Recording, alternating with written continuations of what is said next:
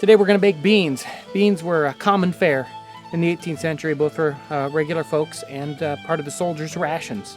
We're going to bake beans in the oven today, and we're going to bake beans buried in a pit. It was common practice in New England for the village baker to heat up his oven, bake his bread and other items, and then at the end of the day, everyone would bring their bean pots and they'd put it in the oven and it would stay in overnight to bake the beans, especially on Saturday night. So on Sunday, everyone had beans to eat and they didn't have to work on the Sabbath. Soldiers didn't have ovens to work with, so they'd have to use whatever they had on hand. We're going to dig a hole so that we can bake our beans inside of a fire pit, down inside the earth.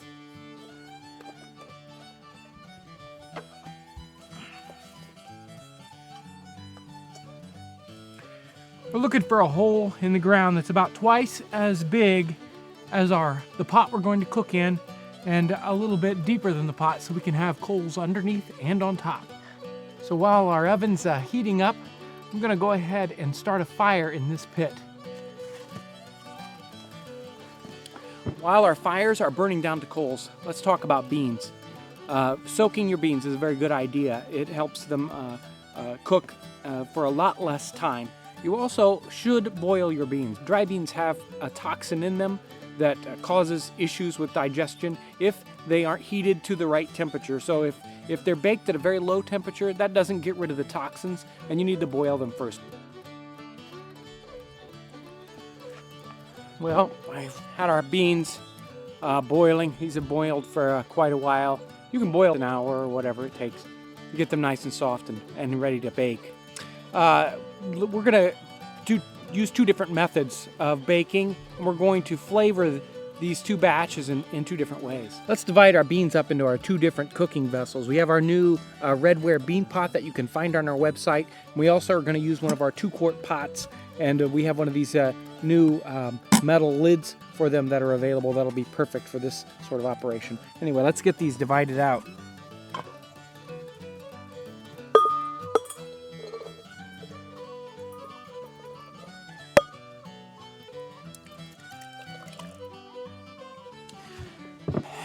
First thing we're going to put into these, they're both going to get some salt pork. You can use authentic style salt pork like we cover in one of our videos. You can also use bacon or salt pork that you find in the grocery store, but they're both rather greasy, fatty, so you would want to cut back on how much you'd use. If you use authentic salt pork, you want to make sure to soak it for an hour or two to reduce the saltiness.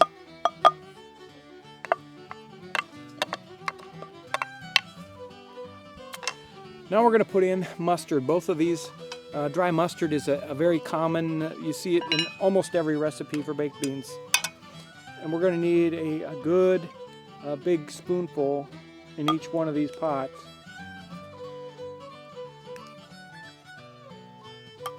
Both our beans recipes use a sweetener.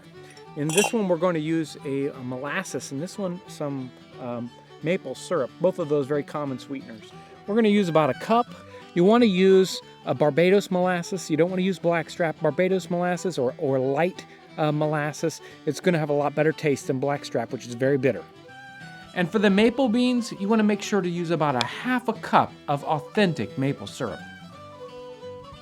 And in both pots, a 1/4 teaspoon of pepper here, not one of these spoons, or you'd do too much. So don't go crazy with pepper. And we need some onions in here.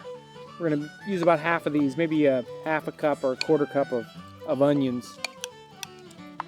We want to get all the stuff mixed well. Push down to the bottom, mixed well. Let's get both of these stirred up. Now let's top these up with water. Don't be afraid to put too much water in. It's going to boil, or it's going to bake off, so you want to have both of these topped off with water. Okay, there we go. Should be enough water. Our fires both places look like they're ready to go. Let's start with our oven baked beans first. Our oven's good and hot. In a previous video, we've shown you how to build one of these ovens and how to fire it and bake bread in it.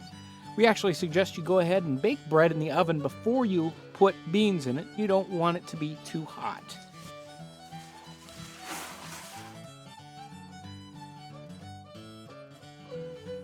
We're gonna let these beans bake. You can bake them in an oven like this for 4 or 6, 8 hours, even 12 hours. The longer the better, and they really start to taste good. You might want to check them after just a couple of hours to make sure there's still some liquid in there. You don't want them baking out too dry. You might need to add a little water.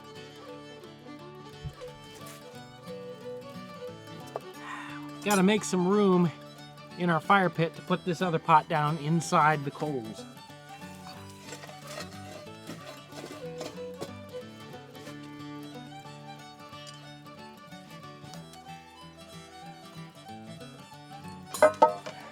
We're going to make sure you've got coals on all sides, coals on the bottom, hot coals on all the way around each side. Then you want to have a little rock that you can put on top of the lid to make sure it doesn't get knocked off.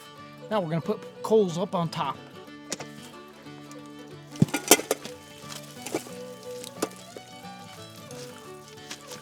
We're going to go ahead and build a fire up on top of this so that so it's got more heat.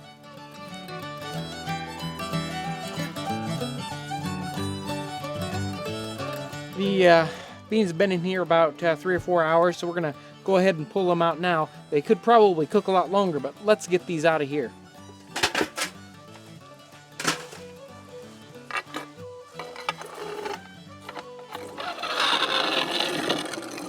Well, let's take a look. Whoa, they look really good. These have cooked for about 4 hours, so they're ready to eat right now. If we want them to be even better, we can let them cook longer, another 4 hours or even another 8 hours, and they'll really start to darken up, but these are ready to eat just like this. These maple beans have been in the embers for several hours. I think they're done. Let's take them out.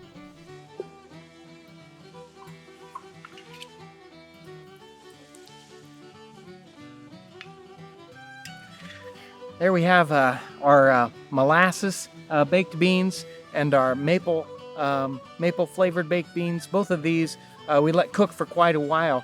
There's a lot of latitude here in how long we're going to bake our beans. They've already been pre-cooked when we put them in. We've already been boiled, so you know they're only going to get softer and better tasting the longer you cook them. We put in the raw salt pork, so you're definitely going to make sure that gets cooked. So you want to bake them at least 2 hours, at the very bare minimum. 4 hours is good, and all the way up to 12 hours. They're only going to get tasting a little bit better. You just need to check on their moisture levels occasionally, make sure they don't get too dry. Another hint on these bean pots, when you're using especially the molasses, they want to boil over, and then this molasses stuff gets stuck between the lid of the pot and the body, and they can be really hard to get off, and you don't want to break your pot and break the lid. So you want to either grease this lid here so that it doesn't get stuck, or you want to make sure to wipe those down when you check on the moisture level.